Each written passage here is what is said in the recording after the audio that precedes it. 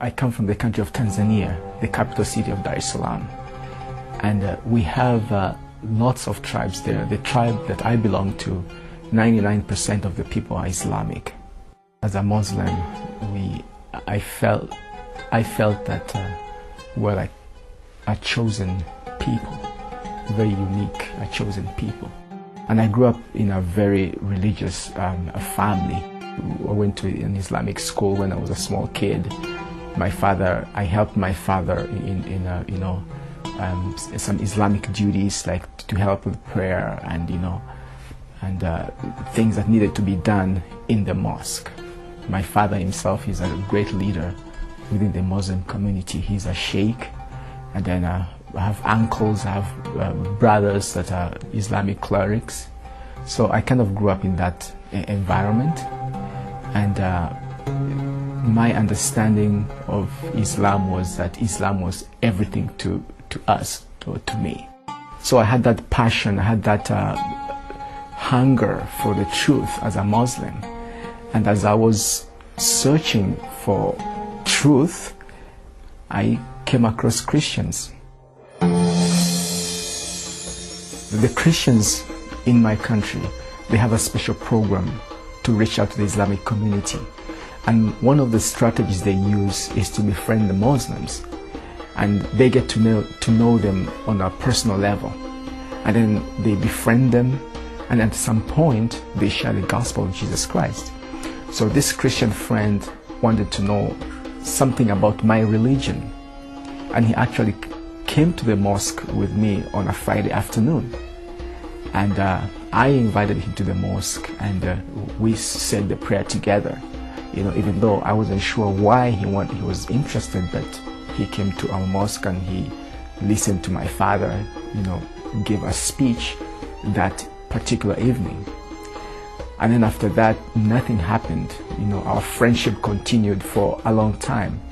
And after a couple months, he invited me to church. He said, "Would you like to come and join us?" And based on our friendship and my curiosity about other religions and my passion to know the truth, I accepted. I said, "Sure, I will come." But deep inside my heart, I knew that I was just doing that because I wanted to know what's going on, but I wasn't going to change my religion. So we went to church, and it was a different experience for me because I've never been to church before. The message of the preacher that day was about God's covenant. And he said that, the God of the Bible is a God of covenants. He makes covenant with his people. You read throughout the Old Testament, the New Testament, he has made all kinds of covenants. And then this is interesting because he gave this example, and he said, for instance, you go to your neighbor's friend, your neighbor's house, and you decide to work for him. You sweep his house, you mop his floor, or you do anything good. Your neighbor will be very happy if you do something like that. But at the end of the day, if you ask him to pay you money for what you have done, he or she has the right to say no or yes based on the covenant. If there was no covenant that was made, they can say no. So in other words, your works are in vain. So he kind of related that to how important covenants are with God. And without that covenant, it doesn't matter what you do in life. You'll be the best person, help the poor, but at the end of the day, God is going to reject you. And in the last days, he has made a covenant for all humans through the person of Jesus Christ. What struck me most is that I heard God explained in a way I've never heard before in my life. So it's like I had my own way of doing things. I go to the mosque, I hear people share in a certain way, but this was completely new. I've never heard anybody explain God from that perspective. This was different. This was different. And so I was curious, and that's why my friend came in. He was waiting for me to reach that point so that he can share with me the gospel. So he bought me a Bible, and we began to read the scriptures, from book to book, but most of the time we were arguing, exchanging ideas, and he would invite me to church. I'll go to church with him, but I didn't want my people to know, because, I didn't want anybody to find out. So after church, my friend would ask me and say, okay, what didn't you understand in church? And then I'll explain to him, I didn't understand this point. And then we'll engage ourselves in a lengthy discussion. And then it reached a point where, after 10 months, I slowly began to understand the mission of Jesus. Why Jesus and not any other person, And I can say that it was the work of the Spirit, because I didn't know everything, but that understanding of the mission of Jesus Christ began to sink in me, and I knew that I needed to know more about the Messiah. What helped me is that hunger for God was so strong in me as a Muslim in general, because I wanted to be a Muslim cleric. That was my goal. So after Christ was introduced to me, I knew that if life was to be meaningful, I have to believe in this Messiah, based on what my friends explained to me and based on what I read from the scriptures and the discussion that we had together, So I knew that if life was to have meaning, I needed to know this Messiah.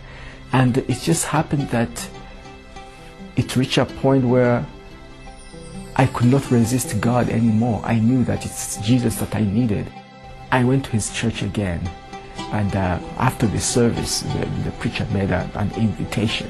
I raised up my hand, and they prayed for me, and I gave my life to Jesus Christ.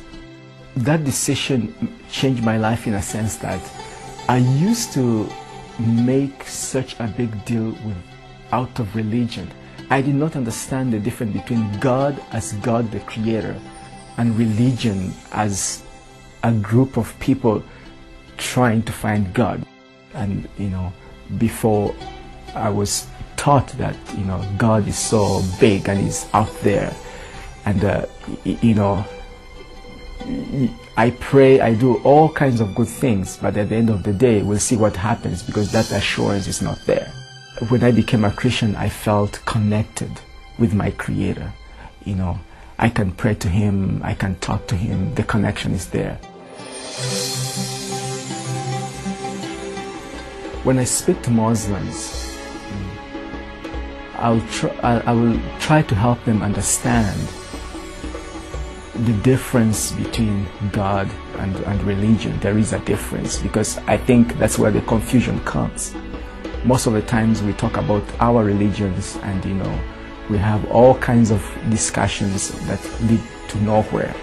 But I want them to see that there is a God who created the universe, created everything, and is interested in each one of us. And it does not matter what religious background you come from, what social status you come from, or whether you are rich or poor. He is interested in you, and he wants to make a difference in your life. And a good passage from the Bible that I will share is the Sermon on the Mount. I think it's a good place to start. The Sermon on the Mount, when Jesus Christ was talking, blessed are those who are pure in heart, blessed are those who hunger and thirst for righteousness, for they shall be filled. I think that's powerful, and it matches with the mindset of most Muslims. They should accept Jesus Christ as Lord and Savior, and he's the only one who can change their life, because I think first I'm going to help them understand first who Jesus is. If you just see Jesus Christ as a carpenter's son and just some guy who lives in a neighborhood, then they shouldn't. But if you see Jesus more than a prophet, I think that's a good starting point. And that's what made a difference in me, because I looked at Jesus Christ just as a person, so he didn't make any difference to me. But if we understand who Jesus is, then it shouldn't be a difficult thing to accept him as Lord and Savior, because once we understand who he is, then we are all going to need him. I know that I am not a unique situation. What God did to me, He can do it to anybody. And my prayer is that they'll also see the truth, they'll see the light. And I know that is possible because, if I came out of, that background that He pulled me out, He can do it to anybody. And that's my prayer.